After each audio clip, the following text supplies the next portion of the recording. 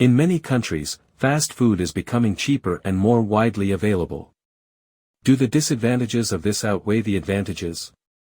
Give reasons for your answer and include any relevant examples from your own knowledge or experience. Write at least 250 words. Sample answer: the growing affordability of fast food is becoming prevalent in many parts of the world. I believe that the drawbacks of the ubiquity of convenience food outweigh the benefits it offers because although it proves to be an easily affordable food choice for lower-income families, these foods cause severe damage to health. The main advantage of this phenomenon is the accessibility and convenience.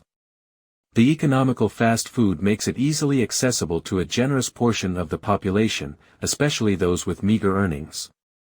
This, in fact, offers lower-income households an economy in convenient meal options, particularly those who lack access to costly food choices or face time constraints on home meal preparation.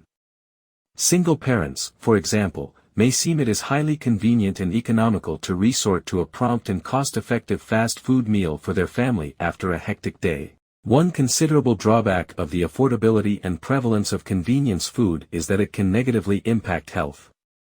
The prevalent and affordable nature of junk food tends to drive individuals to frequent intake, thereby causing detrimental effects on health.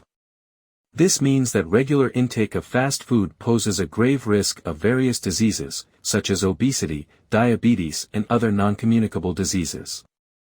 A study conducted in India revealed that regularly consuming fast food could have a negative effect on insulin sensitivity, and therefore poses an increased risk of type 2 diabetes. Fast food has also been proven to be the underlying cause of various mental diseases, including insomnia, depression, and anxiety.